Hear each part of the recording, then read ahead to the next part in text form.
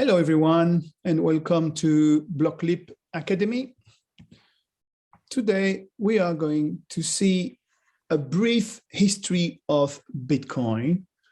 Why is it so important for you? Because, again, this is a technology which is not coming from nowhere. And it's important for you to understand that the attempt before Bitcoin were numerous, and the technology behind Bitcoin is as well very, very old.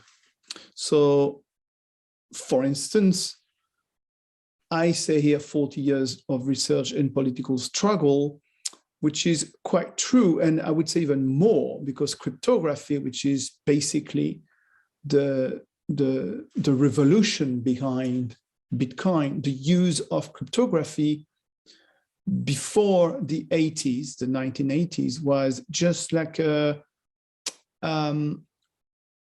technology used by the army, and really the economy and people had no access to it. So from the 80s, and this is what we're going to see today, a group of people called Cypherpunk, which were like very educated people, nerds, we call them now, with some very, I would say, extreme political views, started to use cryptography. And obviously, this history of Bitcoin is absolutely connected to the birth of the internet. So what I want to do today is like try to give a picture of what are the different parts of these topics which are moving together in order to create a big picture. So this is very important. And here I talk about political struggle.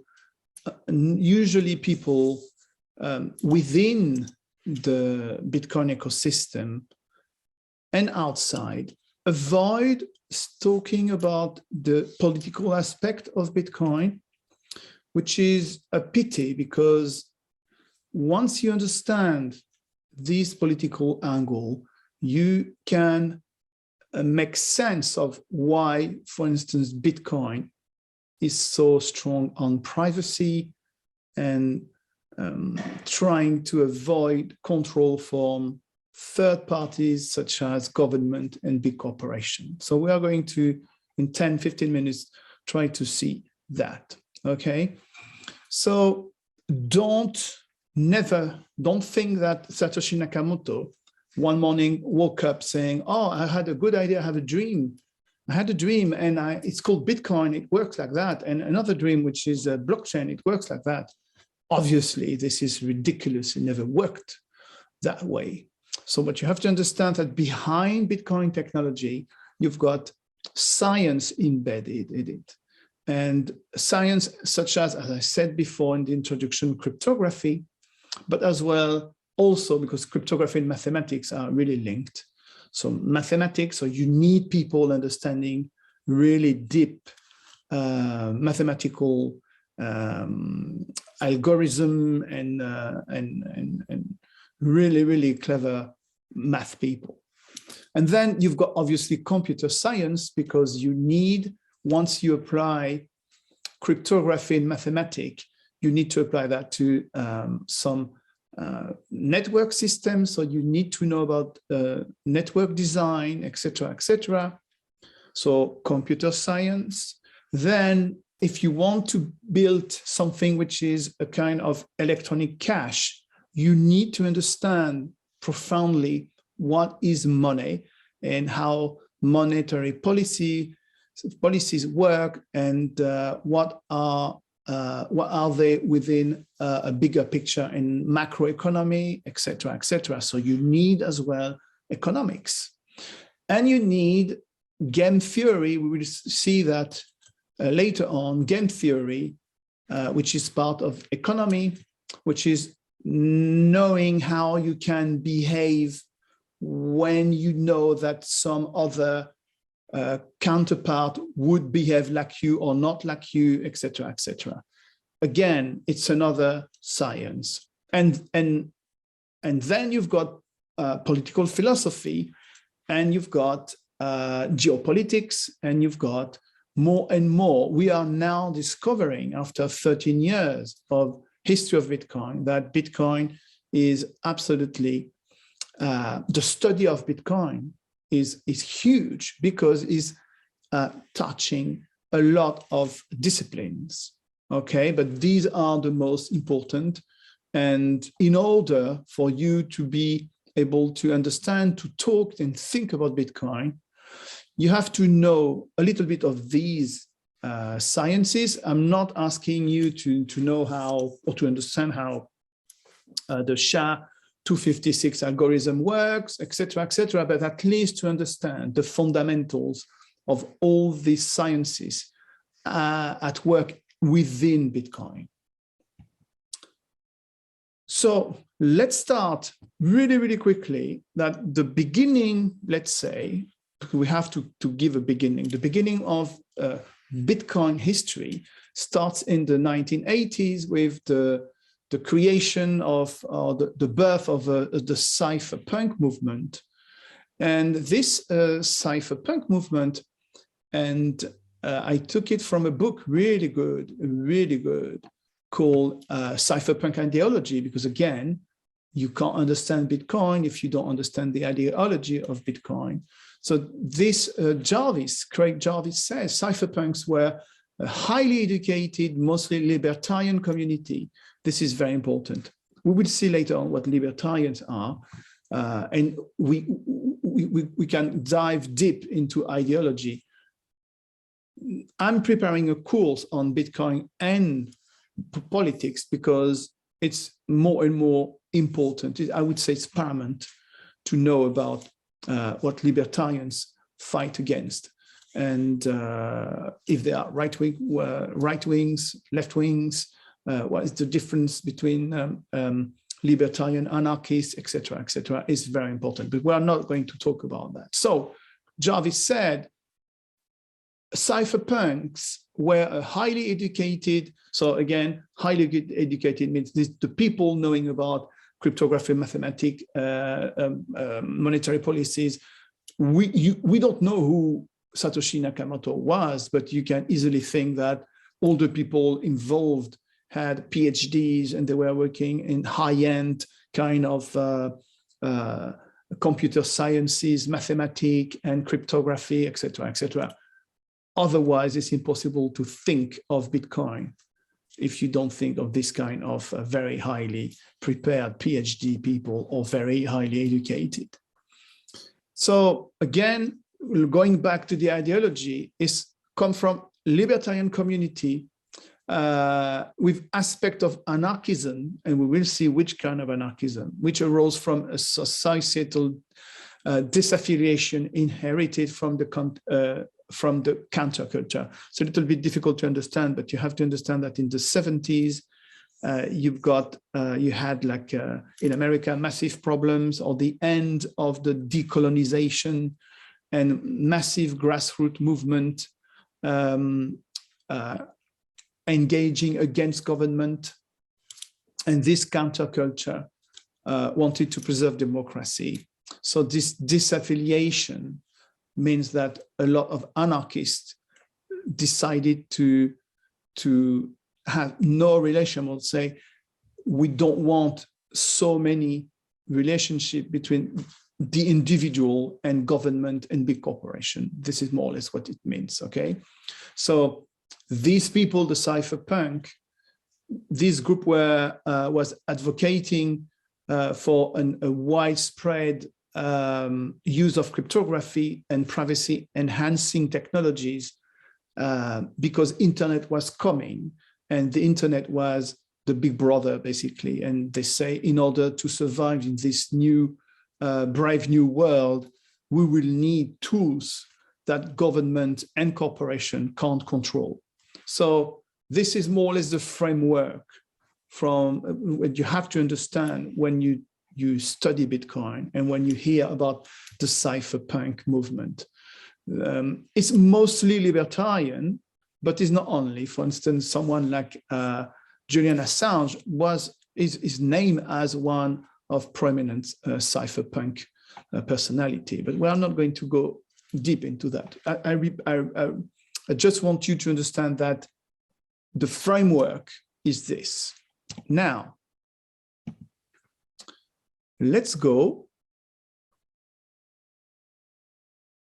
towards like really quick timeline. So I said I'm going to put that again.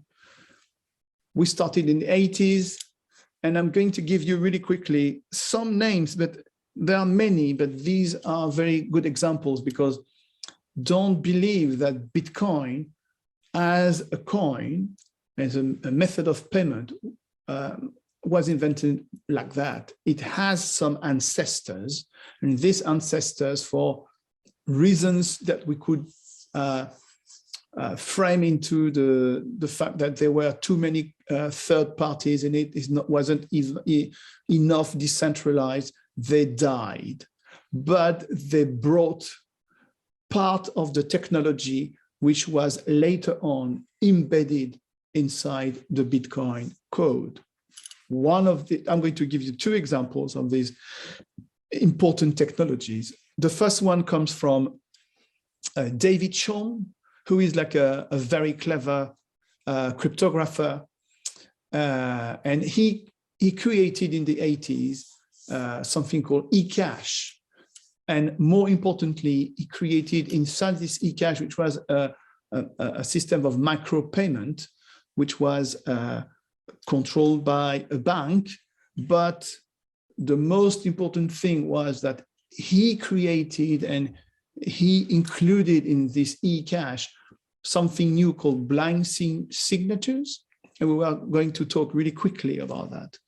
We will talk in depth about these blind signatures in the course of our blockchain for intermediate and advanced people. So remember, David Chaum and eCash is important. And then, and before it, or at the same time, let's say, Adam Back invented hashcash. You are maybe too young to remember that if you were born in 2000, but if you are like were born in the 70s, when internet started to work like in a worldwide manner, everyone had massive issues with spam and DDoS attack, etc., etc. And this Adam Cash proposed this hashcash solution, which is basically the ancestor of what proof of work is. I know you don't know what proof of work is, but it's going to be the center of the chapter 2, which is going to dive into Bitcoin fundamentals from a technical point of view. So I'm not going to go deeper on that, but remember that hashcash, I'm going to explain it in the next slide, is really, really, really important for the birth of Bitcoin. And then you've got other guys like Nick Szabo, who created the concept of smart contract. And you had Hal Finney, who was really very close to Satoshi Nakamoto. All these people, if you're interested, you can dive into that. You've got a lot of literature online. You can buy books. I will leave the references here.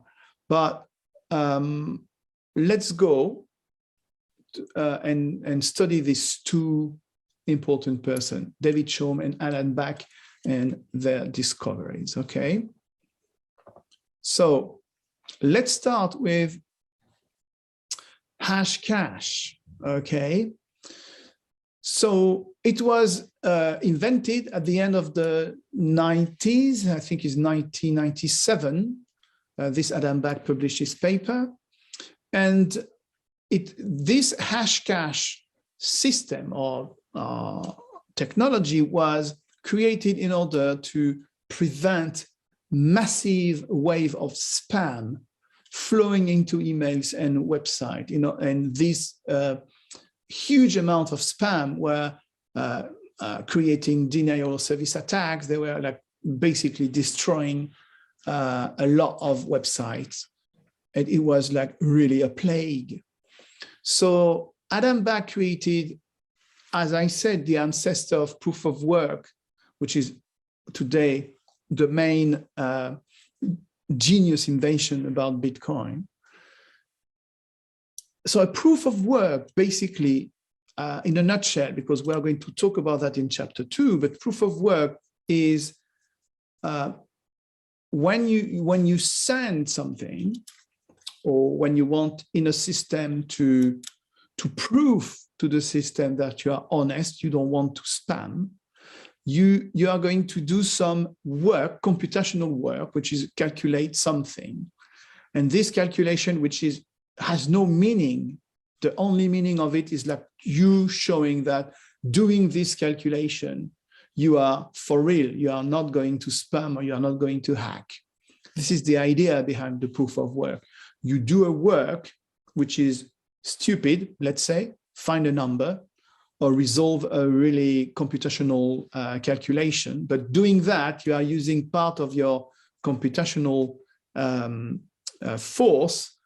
And you doing so, you are saying, look, I'm serious, I'm not a hacker. So this is the rationale behind the concept of proof of work, okay? So we will talk about that later on, but just remember hashcash as the ancestor of Bitcoin. Now you've got, go back to David Chaum. He invented this eCash system, okay, as I said, which was used for micropayment in a US Bank only one from 1995, 1998. But the most important thing was he created in this technology, he created a patent. This patent was called blind signature. So really quickly, a blind signature is when you send a message, the signer of this message, and the signer means the person who is going to give its approval in a way, and the message author, which is the person who does really the transaction, let's say, are different people. So in a way, it's because you want to work on anonymity, and you don't want anyone or a third party to be able to see what is in your message. So it's very complex from a technical point of view, mathematical encryption, but this blind signature system would be also integrated into Bitcoin. So my point here is like, think of Bitcoin as a technology which is gathering a lot of different technologies and taking bits and bobs from these technologies and putting them together. So Bitcoin could be like a Frankenstein, all right? But all these combinations of new combination of old technology created Bitcoin, which is unique in the history of mankind. And obviously, this Bitcoin birth wouldn't have been possible without the creation of the internet, okay? So in conclusion, when you talk about a brief history of Bitcoin and cryptocurrencies, remember that the ideas and concepts which are part now of the fundamentals of Bitcoin didn't come out of the blue, all right? And remember as well that it started from a group called the Cypherpunk Movement in the 80s. And these people had an ideology which was against government and against Big Brother, against spying on people, because until then, when you used cryptography in an environment which was not military, you had to leave a back door open for government, what actually a lot of big corporations are doing today still, okay? So this cypherpunk movement saw that and say, oh my God, if we are all online and everyone can spy on us, we don't have any anonymity and our freedom is gone. So these people talk a lot about freedom as well. All right. So that's it for today. You've got enough information to do your own research on the topic. Thank you very much. Bye-bye.